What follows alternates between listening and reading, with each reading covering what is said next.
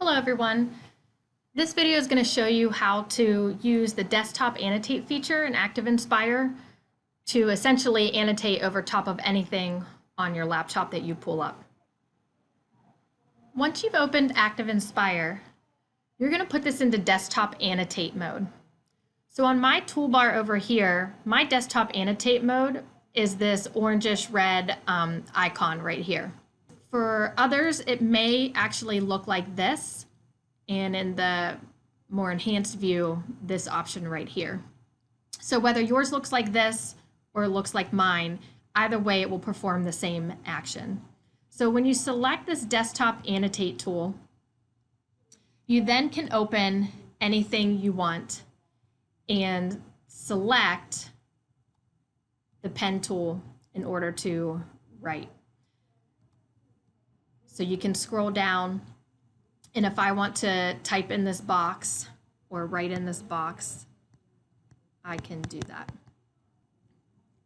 In order to get back and scroll up, so if I come over here to scroll, I'm still in pen mode, so I need to actually, I can click undo, and I can come over to the mouse and scroll back up.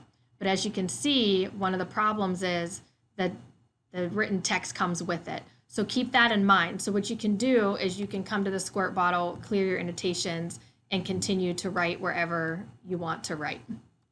Okay, so if I want to scroll back down, I can change the pen color and write some more. Come back over to the mouse, scroll again, I'm on to the next section, and I can clear my annotation so I can continue to write again.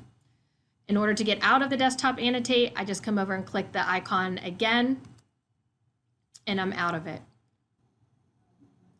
If I want to get back into it, I click it again. It takes me into the annotation. I could even pull up a Google Slides presentation, and I can write over top of this as well. If I select my pen, select a color, and I can write, underline, whatever I need to do. But the same thing applies here. If I want to go to the next page, the next slide, the annotations stay, so I'll have to clear those annotations in order to continue moving on. And then again, I click this, the Desktop Annotate icon, and I go back into ActivInspire.